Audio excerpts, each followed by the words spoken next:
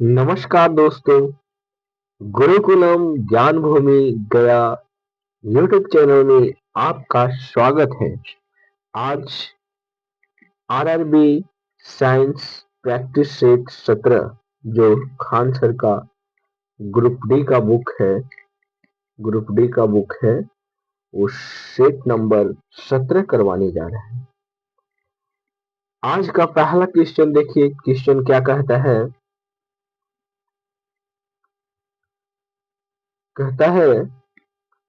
सम्मिलित कीजिए। क्या कीजिए? सम्मिलित कीजिए। देखिए, जॉन गुटेनबर्ग ने किसका आविष्कार किया था? तो जॉन गुटेनबर्ग ने प्रिंटिंग प्रेस की स्थापना किया था। डब्ल्यू के रोंटगन ने एक्सरे का आविष्कार किया था। माइकल फैराडे ने डायना डायनेमो माइकल फैराडे ने डायनेमो का आविष्कार किया था और अलेक्जेंडर ग्राहम बेल ने टेलीफोन का आविष्कार किया। ठीक है, आप लोग देखिएगा, बताइएगा। John Gutenberg, printing press, W K Roentgen, X ray, Michael Faraday, dynamo, Alexander Graham Bell, telephone का आविष्कार किया था। ठीक है, दूसरा क्वेश्चन है आज का। एक अंतरिक्ष यात्री एक अंतरिक्ष यात्री एक अंतरिक्ष यात्री पृथ्वी तल की तुलना में चंद्र तल पर अधिक ऊंची छलांग लगा सकती है। क्यों? क्योंकि क्योंकि देखिए क्या होगा, वह चंद्रमा पर भारहीन होता है। नहीं, भार होता है, लेकिन 1/6 भार होता है, यानी कम होता है। चंद्रमा पर कोई वातावरण नहीं है, लेकिन वैसा कारण नहीं है। इसका कारण क्या है कि चंद्र तल पर गुरुत्वाकर्षण बल पृथ्वी की गुरुत्वाकर्षण बल चंद्र तल पर गुरुत्वाकर्षण बल पृथ्वी तल की तुलना में अल्प है। ठीक है, आंसर यही होगा।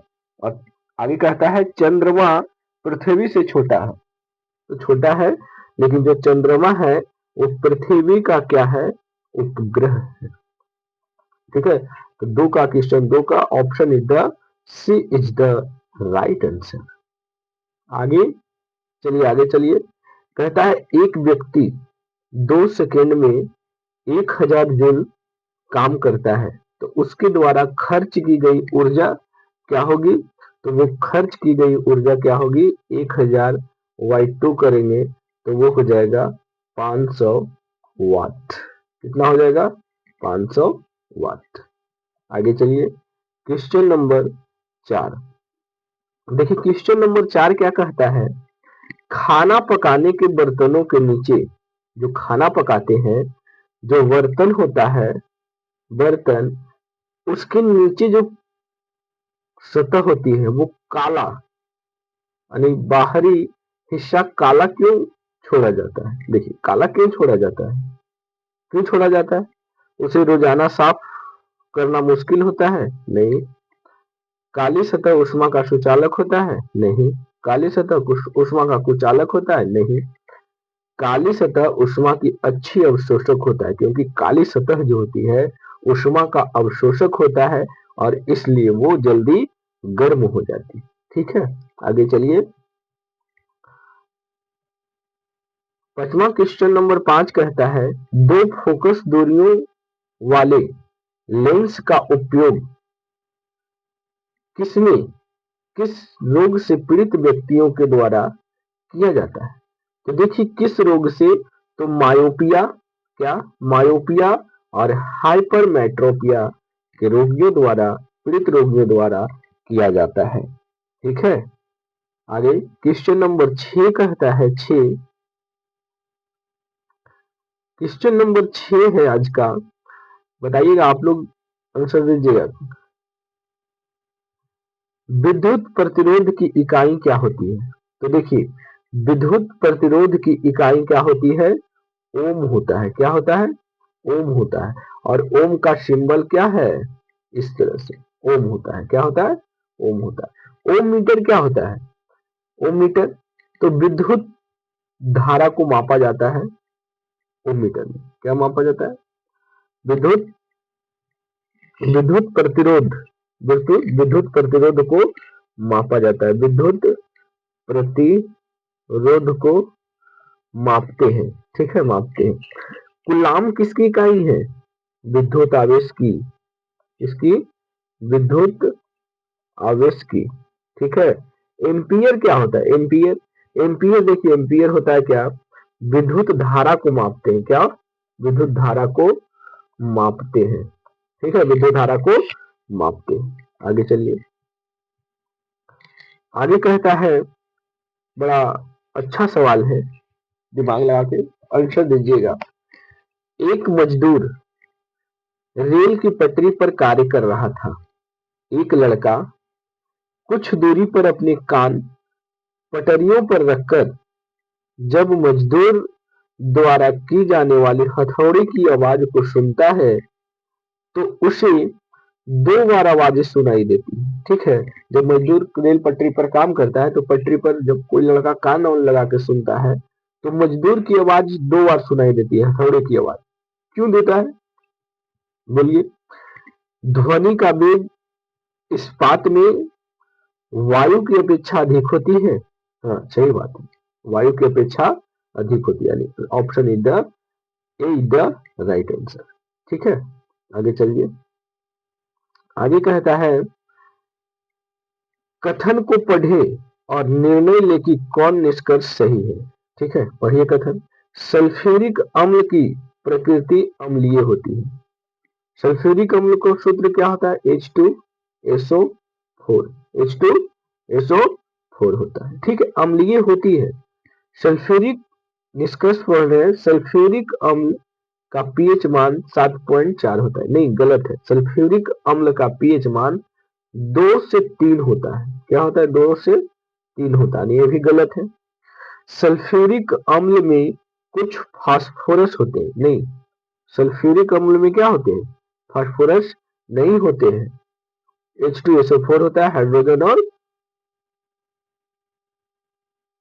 ठीक है, ये भी नहीं होगा। यानी निष्कर्ष न तो एक और ना ही दो होगा, ठीक है। आगे चलिए, क्वेश्चन नंबर 9 कहता है, 9 क्या है देखिए, धातु की पतली चादरों के रूप में परिवर्तित किए जाने की क्षमता को क्या कहते हैं? देखिए, जब धातु की सबसे पतली चादर बनाएंगे, किसका बनाएंगे? तो वो अधात वर्धनीय होता है, अधात वर्धनीय या तन्यता, तन्यता, तन्यता, ठीक है। कौन होता है अधात वर्धनीय धातु? वो सोना होता है। सोना को जितना पतला करना परत चाहते हैं, रेशा चाहते हैं, वो बन जाएगा, ठीक है।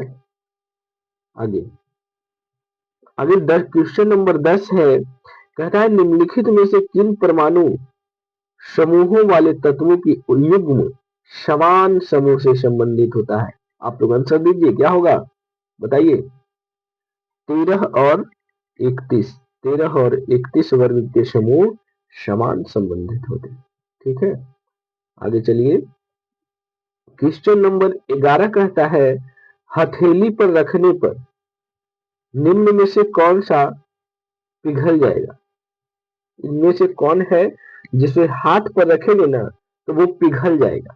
बताइए, वो कौन है? गैलियम और सीजियम है, गैलियम और सीजियम है। क्योंकि इसका गलनांक जो होता है, क्या होता है? इसका गलनांक, गलनांक बहुत कम होता है, बहुत कम होता है। इसलिए हाथ की हथेली की गर्मी से, हथेली की गर्मी से वह गल जाता है। क्या होता है? गल जाता है, ठीक है, गल जाता है।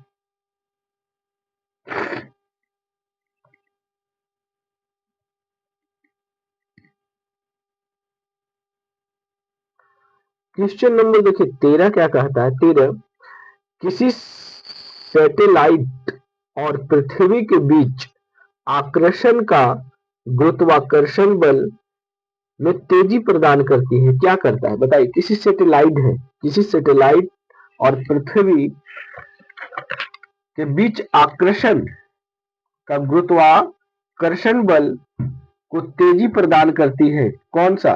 तो वो करता है अभिकेंद्रीय बल। क्या करता है? अभिकेंद्रीय बल। आप जानते होंगे कि अपकेंद्रीय बल क्या करता है, बोल बताइए। अपकेंद्रीय बल, अपकेंद्रीय बल कि क्या होता है? वॉशिंग मशीन से कपड़ा साफ करना। वॉशिंग मशीन किस पर काम करती है? अब केंद्रीय बल के कारण। मक्खन, दूध, दही से मक्खन निकाला जाता है, दही से मक्खन निकाला जाता है अब केंद्रीय बल के कारण। ठीक है, आगे चलिए। क्वेश्चन नंबर देखिए 13 क्या कहता है? 13, कॉपर ऑक्साइड और कार्बन मोनोऑक्साइड अभिक्रिया में अपचयन अभिक्रिया कौन है? तो देखिए अपचयन अभिक्रिया जो होगा CuO, CuO होगा। मोनोऑक्साइड जो है, कार्बन मोनोऑक्साइड, वो क्या हो जाएगा? ऑक्सीकृत हो जाएगा, ऑक्सीकृत हो जाएगा, ऑक्सीकृत हो जाएगा। ठीक है, आगे चलिए। क्वेश्चन नंबर 14 कहता है गन पाउडर किसका मिश्रण होता है? तो देखिए गन पाउडर में दोस्तों सल्फर होता है। क्या होता है? सल्फर होता है,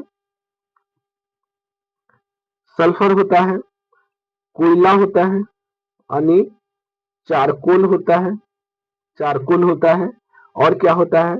और सोरा होता है, सोरा। ठीक है, सल्फर, चारकोल और सोरा होता है। ठीक है, उसे मिलाकर गन पाउडर बनाया जाता है। आइए क्वेश्चन नंबर 15 देख लेते हैं। क्वेश्चन नंबर 15 कहता है आइसोब्यूटेन का रासायनिक सूत्र क्या होता है? क्या? आइसोब्यूटेन, आइसोब्यूटेन का रासायनिक सूत्र क्या होता है?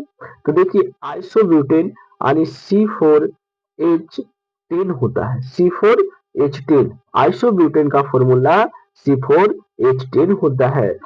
तो बताइए C4H8 किसका होता है? C4H8 किसका होता है? तो ये होता है ब्यूटेन का, ब्यूटेन का फॉर्मूला C4H8 होता है। C3H6 किसका होता है बताइए? C3H6 किसका होता है? तो ये होता है प्रोपेन का। क्या होता है? प्रोपेन का होता है। और ये किसका होता है? ब्यूटेन का, ब्यूटेन का होता है, ब्यूटेन का। प्रोपेन और साइक्लोप्रोपेन, साइक्लोप्रोपेन का होता है। ठीक है, आगे चलिए। आगे क्वेश्चन नंबर 16 कहता है टेरिलिन, एथिलीन, गैलोकोल और किस अम्ल का संघनन बहुलक होता है? ठीक है, किसका होता है संघनन बहुलक? तो टेरेफ्थालिक अम्ल, टेरेफ्थालिक अम्ल का होता है। बेंजोइक अम्ल का प्रयोग क्यों करते हैं? खाद्य पदार्थ को सुरक्षा के लिए, खाद्य पदार्थ को सुरक्षा रखने के लिए बेंजोइक अम्ल का प्रयोग करते हैं।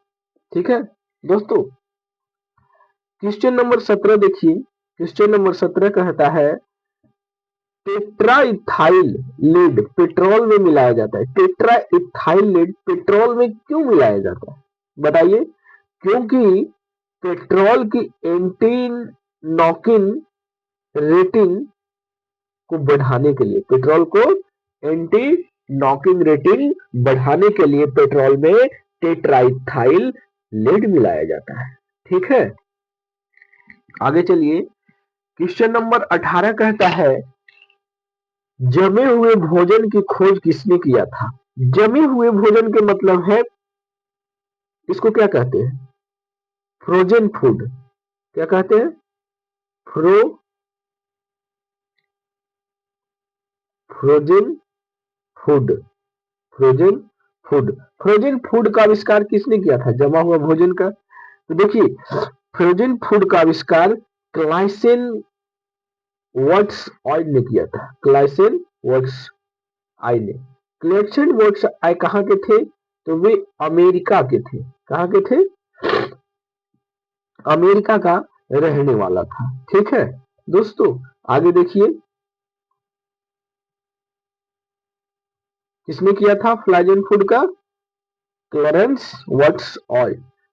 अल्फ्रेड नोबेल ने किसका किया था बताइए?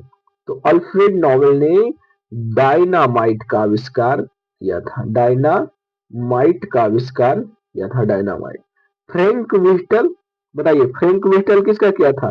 जेट इंजन का, जेट इंजन का किया था। इंजन का, जेट इंजन का आविष्कार कब हुआ था बताइए? तो 1928 ईस्वी में हुआ था। जेट इंजन का आविष्कार कब हुआ था? 1928 ईस्वी में। ठीक है, आप लोग को समझ में आ रहा होगा, बस देखिए और अपनी तैयारी में चार चांद लगा दीजिए। क्वेश्चन नंबर 19 कहता है नेचुरल सिलेक्शन द्वारा ऑरिजिन ऑफ लाइफ पुस्तक किसने लिखी थी? नेचुरल सिलेक्शन तो किसने दिया था? Charles Darwin. किसने दिया था? Charles Darwin. आगे बताइए, ह्यूगो डी ब्रिज किसका आविष्कार किया था? तो वो किया था उत्परिवर्तन का सिद्धांत। उत्परिवर्तन, उत्परिवर्तन का सिद्धांत दिया था किसने? ह्यूगो डी ब्रिज ने। लैमार्क क्या दिए थे? देखिए लैमार्क जो था अकोष्ठीय, अकोष्ठीय शब्द किसने दिया था? लैमार्क महोदय ने। चार्ल्स डिकेंस ने, एक लेखक था जो किस पुस्तक को लिखा था? क्रिसमस, क्रिसमस पुस्तक का लेखक चार्ल्स डिकेंस था। ठीक है, आइए क्वेश्चन नंबर 20 की तरफ आते हैं। क्वेश्चन नंबर 19 हो गया है। आइए क्वेश्चन नंबर 20 कहता है मानव शिशु के शरीर में कितनी हड्डियां होती है? तो देखिए मानव शरीर की जो मानव शिशु है, तो शिशु में, नवजात शिशु में जब जन्म होता है तो उस समय 300 हड्डियां होती है, और मानव शिशु जब होता है तो उसमें 270 भी होता देता है और 300 भी देता है। ठीक है, जब वयस्क हो जाता है, वयस्क हो जाता है तो 206 हड्डी हो जाता है, और बाल्यकाल में, बाल्यकाल में 208 हड्डी होता है। ठीक है, बाल्यकाल में जब बाल्यावस्था में होता है तो 208 होता है, नवजात शिशु में 300 और मानव शिशु में 270 और स्वस्थ मनुष्य में, स्वस्थ मनुष्य में 206 हड्डी होता है। ठीक है, आगे चलिए, मूलरोम कहां से निकलते हैं? मूलरोम क्या होता है बताइए? मूल रोम कहां से निकलती है? तो जो मूल रोम निकलती है वो जड़ की बाहरी त्वचा से। कहां से? जड़ की, जड़ की बाहरी त्वचा से, त्वचा से यानी बाह्य त्वचा से। ठीक है, आगे देखिए, क्वेश्चन नंबर 22 कहता है मिलान कीजिए, सूची 1 को सूची 2 के साथ मिलाइए। देखिए पर्यावरण संरक्षण अधिनियम कब आया था? तो पर्यावरण संरक्षण अधिनियम 1986 में आया था। ठीक है, 1986 में लाया गया था। वन्य जीव संरक्षण अधिनियम, वन्य जीव संरक्षण अधिनियम 1972 में आया था। ठीक है, वन्य संरक्षण, वो वन्य जीव 72 और वन्य अधिनियम 1980 में आया था। ठीक है, तो बताइए जल निवारण, जल प्रदूषण निवारण अधिनियम कब आया था? तो 1974 में आया था। ठीक है, एक बार और देखिए दोस्तों, पर्यावरण संरक्षण अधिनियम कब आया था? तो वो 1986 में आया था। दूसरा, वन्य जीव संरक्षण अधिनियम कब आया था? तो 1972 में आया था। और वन्य संरक्षण अधिनियम 1980 में आया था, और जल प्रदूषक निवारण अधिनियम 1974 में आया था। ठीक है, आगे चलते हैं क्वेश्चन नंबर 23 की तरफ। 23 कहता है, क्वेश्चन नंबर 23, डीएनए का चाकू कहा जाता है। डीएनए का चाकू किसे कहा जाता है बताइए?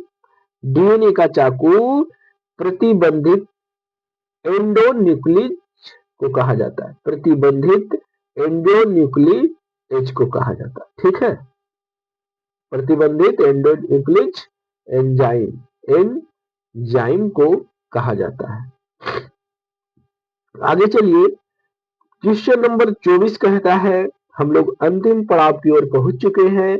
पहले मैकेनिकल कंप्यूटर का खोज किसने किया था? तो देखिए, जो सबसे पहला मैकेनिकल कंप्यूटर का खोज चार्ल्स बेबेज महोदय ने किए थे। 1837 ईस्वी में पहला मैकेनिकल कंप्यूटर का खोज हुआ था। ठीक है, आगे चलिए। क्वेश्चन नंबर 25, अंतिम क्वेश्चन। बीट निम्नलिखित में से किसका छोटा रूप है? बताइए। बीट बीट जो है किसका छोटा रूप है? तो वो है बाइनरी डिजिट का। बाइनरी डिजिट का।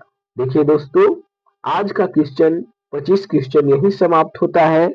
आप लोग गुरुकुलम गुरुकुलम ज्ञान भूमि ज्ञान भूमि गया एक यूट्यूब चैनल है, उसे आप सब्सक्राइब कीजिएगा, ताकि आपको इस तरह से जब मैं सेशन लाऊं तो आपको सबसे पहले नोटिफिकेशन पहुंचे। आज ग्रुप डी और रेलवे में ग्रुप डी एसएससी जीडी के लिए अति महत्वपूर्ण साइंस का क्वेश्चन है। धन्यवाद दोस्तों।